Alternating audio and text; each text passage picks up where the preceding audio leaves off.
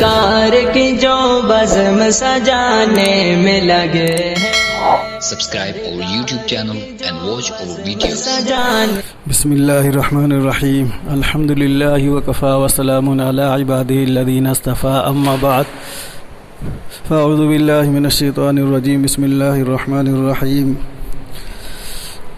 والفجر وليال عشر والشفع والوتر واللیل اذا یسر هل فی ذلک قسم لذی حجر الم تر کیف فعل ربک بعاد. صدق اللہ العظیم. وقال نبینا صلی اللہ علیہ وسلم من وجد وسعة ولم يضحي فلم يصلي مقربا فلا يقربن مصلانا او كما قال علیہ الصلاۃ والسلام. میرے محترم بزرگوں، عزیز ساتھیوں، سبھی حضرات جو ہے ایک مرتبہ درود پاک پڑھ لیں. اللہم صلی علی سیدنا و شفیعنا و حبیبنا و بارک وسلم. یا ربی صلی وسلم دائما ابدا علی حبیبک خیر الخلق کلہم. میرے محترم بزرگوں و عزیز ساتھیوں، چونکہ یہ ذی الحجہ کا مہینہ شروع ہو چکا ہے اور عشر ذی الحجہ کا آغاز ہو چکا ہے، اس لیے خیال ہوا کہ کچھ باتیں جو ہے اسی عشرے کے متعلق عرض کر دی جائے. عشرے کے معنی آتے ہیں 10، یعنی ذی الحجہ کے جو 10 دن ہے، شروع کے جو 10 دن ہے، اس کو عشرہ کہا جاتا ہے. عشرہ ذی الحجہ، یہ عشرہ جو ہے سال کے 12 مہینوں میں بڑی ممتاز حیثیت رکھتا ہے. قرآن پاک میں بھی اللہ تعالیٰ نے پارہ 30 کے اندر سورہ فجر کے اندر جو ہے 10 راتوں کی قسم کھائی ہے. اللہ تعالیٰ تو ہے کسی بات کا یقین دلانے کے لیے قسم کھانے کی ضرورت نہیں ہے، لیکن کسی چیز پر اللہ تعالیٰ کا قسم کھانا اس چیز کی عزت اور حرمت پر دلالت کرتا ہے. آدمی اپنی بات کو یقین دلانے کے لیے قسم کھاتا ہے کہ قسم کے بعد جو بات کہی جاتی ہے آدمی اس کو سچ مانتا ہے، لیکن اللہ تعالیٰ جو ہے قسم کھا رہے ہیں اس لیے نہیں کہ کسی بات کے یقین دلانا ہے، نہیں، بلکہ اس چیز کی عزت اور عظمت اور حرمت پر یہ دلالت کرتا ہے کہ اللہ تعالیٰ نے اس کا قسم کھایا ہے.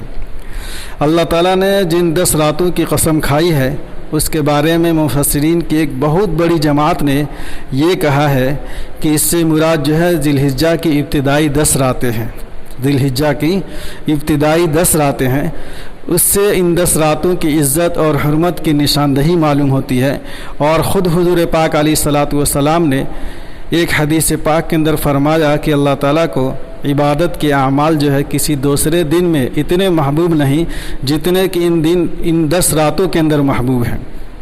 خواہ وہ عبادت نفلی نماز ہو، چاہے ذکر ہو، چاہے تسبیح ہو، یا صدقہ خیرات وغیرہ ہو، یہ اللہ تعالیٰ کو ان 10 دنوں کے اندر بہت ہی زیادہ محبوب ہیں. اور ایک دوسری حدیث کے اندر اللہ کے رسول صلی اللہ علیہ وسلم نے فرمایا کہ اگر کوئی شخص ان ایام میں سے ایک دن روزہ رکھے، ان 10 دنوں میں سے کسی ایک دن روزہ رکھے، تو ایک روزہ جو ہے ثواب کے اعتبار سے 1 سال کے روزوں کے برابر ہے. مطلب یعنی ایک روزے کا ثواب بڑھا کر 1 سال کے روزوں کے برابر کر دیا جاتا ہے. اور اللہ کے رسول صلی اللہ علیہ وسلم نے فرمایا کہ ان 10 راتوں میں ایک رات کی عبادت لیلۃ القدر کی عبادت کے برابر ہے. یعنی اگر ان راتوں میں سے کسی ایک رات میں بھی عبادت کی توفیق ہو گئی تو گویا جو ہے اس کو لیلۃ القدر میں عبادت کی توفیق مل گئی. اتنا بڑا درجہ ہے اس عشرے کا. اور ان ایام کی اس سے بڑی اور فضیلت کیا ہوگی کہ 2 عبادتیں ہیں، 2 عبادتیں ایسی ہیں جو سال بھر کے دوسرے ایام میں نہیں انجام دی جا سکتی. 2 عبادتیں خاص طور سے ایسی ہیں جو سال بھر کے دوسرے دن میں وہ انجام نہیں دے سکتے ہیں.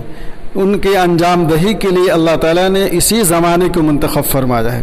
یہ جو 10 دن ہے، اسی 10 دن کو اللہ تعالیٰ نے ان عبادتوں کے لیے منتخب فرمایا ہے. دوسری عبادتوں کا حال یہ ہے کہ انسان فرائض کے علاوہ جب چاہے نفلی عبادت ادا کر سکتا ہے. مثال کے طور پر جیسے نماز ہے، 5 وقت کی نماز فرض ہے، لیکن ان کے علاوہ جب چاہے نفلی نماز پڑھنے کی اجازت ہے. رات کے اندر پڑھے، دن کے اندر پڑھے، صبح پڑھے، شام پڑھے، جتنی رکعت پڑھنا چاہے پڑھ سکتا ہے، اور اوقات مکروہہ کے علاوہ. اسی طریقے سے رمضان میں روزہ فرض ہے، لیکن نفلی روزہ جب چاہے آدمی رکھ سکتا ہے، سوائے 5 ایام کے جس کے اندر روزہ رکھنا منع کیا گیا ہے۔ اسی طریقے سے زکوٰۃ ہے، سال میں 1 مرتبہ فرض ہے، لیکن نفلی صدقہ خیرات جب ادا کرنا چاہے آدمی تو ادا کر سکتا ہے۔ لیکن 2 عبادتیں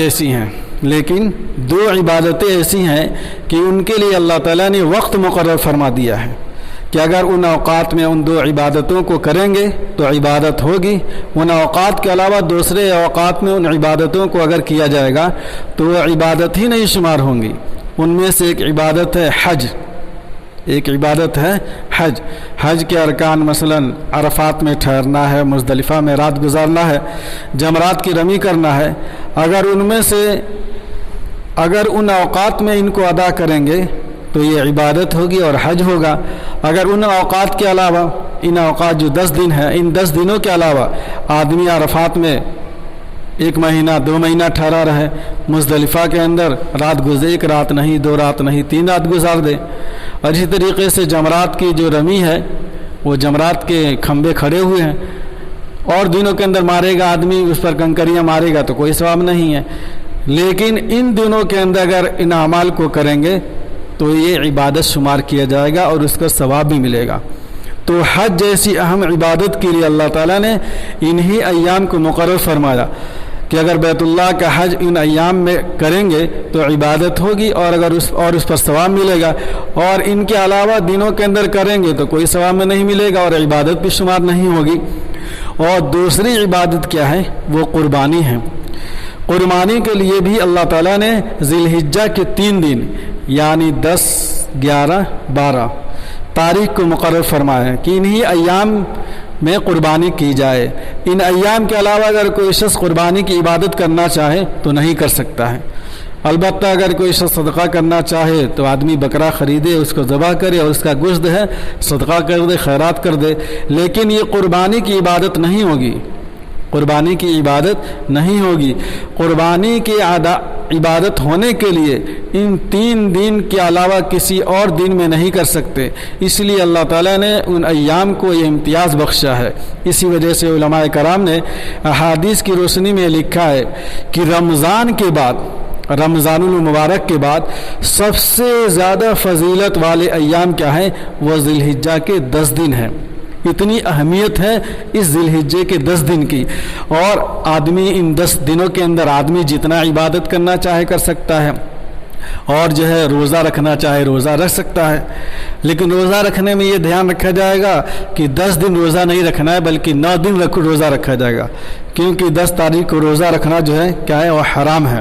اس لیے اگر روزہ 1 تاریخ سے رکھنا چاہیں تو 9 دن تک لگاتار آدمی روزہ رکھے، یہ بہت بڑا ثواب ہے۔ اور فرمایا 1 روزہ جو ہے 1 سال کی عبادت کے برابر ہے، کہ اگر آدمی جو ہے 1 دن 1 روزہ رکھے گا تو اس کو سال بھر کا عبادت کا ثواب لکھا جائے گا۔ سال بھر جیسا آدمی روزہ رکھے اتنا اس کا ثواب ملے گا۔ تو آدمی کوشش کرنا چاہیے کہ روزہ رکھے، اور نفلی عبادتیں جو ہیں، اور نفلی عبادتیں نماز ہے اور صدقہ خیرات ہے، ان ایام کے اندر جو کرے، کیونکہ یہ ایام جو ہے اللہ تعالیٰ کو بہت ہی محبوب ہیں۔ عشرہ ذی الحجہ جو ہے اللہ تعالیٰ کے نزدیک بہت ہی محبوب ہیں، بہت زیادہ اہمیت کے حامل ہیں۔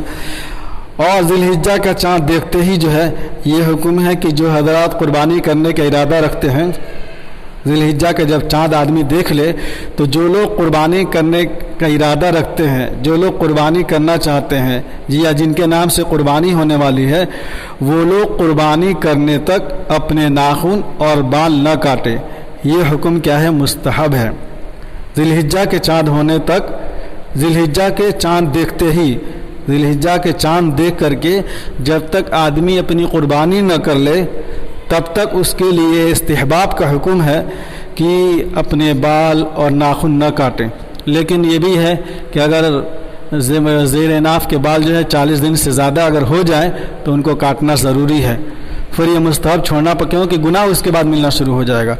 تو یہ عشرہ ذی الحجہ کی خاص فضیلت جو ہے اللہ تبارک و تعالیٰ کے نزدیک بہت ہی زیادہ محبوب ہے۔ آدمی ان ایام کو ایام کی قدر کر لے اور اس کے اندر جو عبادتیں ہیں اس کو عبادت کرے. اور جو بقیہ جو ہے انشاءاللہ یہ تو جو ہے عشر ذی الحجہ کی اہمیت کے متعلق بات تھی. انشاءاللہ اگلی مرتبہ جو ہے قربانی کے تعلق سے قربانی کے احکامات جو ہے کیا ہیں اور قربانی میں کن جانوروں کو قربان کیا جائے گا, ان کی عمریں کیا ہوں گی, انشاءاللہ جو ہے آئندہ جو ہے اس کا بیان کیا جائے گا. اللہ تعالی ہم لوگوں کو ان باتوں پر عمل کرنے کی توفیق عطا فرمائے. وآخر الدعوانا الحمدللہ رب العالمین.